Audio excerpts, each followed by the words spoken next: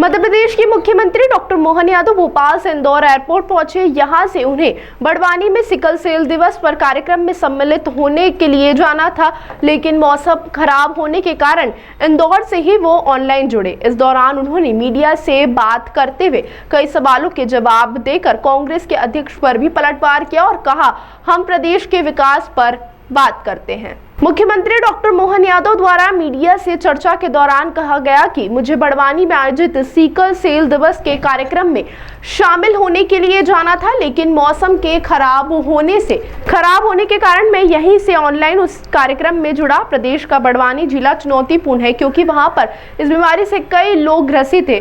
2800 लोगों की अभी तक जांच हुई है जिनका उपचार किया जा रहा है, तो वहीं स्वास्थ्य कार्ड भी बना कर दिए जा रहे हैं। जब तक एक भी इस बीमारी से ग्रसित रहेगा, हम अभियान को नहीं रोकेंगे और लगातार इस अभियान को चलाकर सभी को स्वस्थ करने का लक्ष्य रखा है।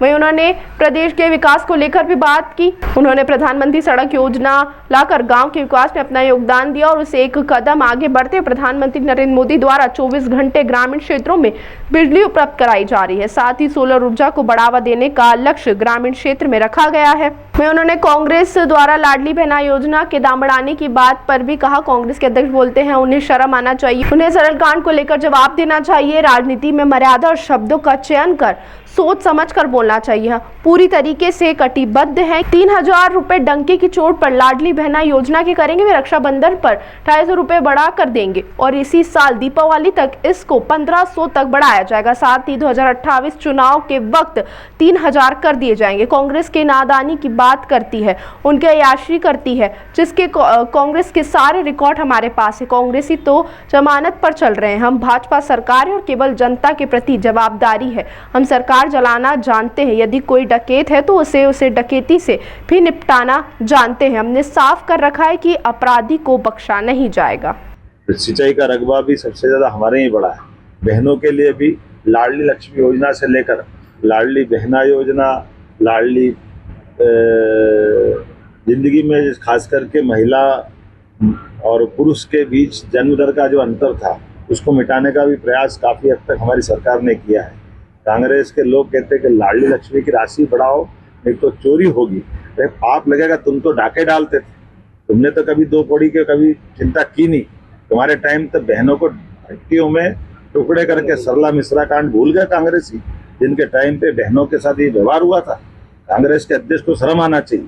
जिस भाषा से उन्होंने बात की, मैं आपके माध्यम से वो जवाब देना चाहता हूँ कि राजनीति करना है, मर्यादा में करना चाहिए। भावना में बात भी करो तो, लेकिन शब्दों का चयन कौन सा होना चाहिए। हमने घोषणा की कि हमारे संकल्प पत्र का, तो संकल्प पत्र का घोषणा है 3000 की, और हमने कहा हाँ डंके की चोट हम 3000 करेंगे। जब हमने सरकार बनी तब उसके पहले से 1000 देते आए थे, आज 1250 दे रहे हैं। इसी साल से अभी हम 250 रुपये रक्षाबंधन पे देंगे और दिवाली से हम 1500 रुपये चालू कर देंगे। अगले साल 25 में खत्म होने के बाद 2600 में फिर बढ़ाएंगे, 2700 में फिर बढ़ाएंगे, 28 में चुनाव आएगा। 28 तक हम हर हालत में 3000 करेंगे। ये चोरी नहीं है, ये हमारी उनके प्रति वचनबद्धता है जो 5 साल में पूरा करने का संकल्प पत्र होता है। जिसको ये समझ नहीं है वो ऐसी नादानी की बात करता है, जिसको समझ होगी वो सब समझता है।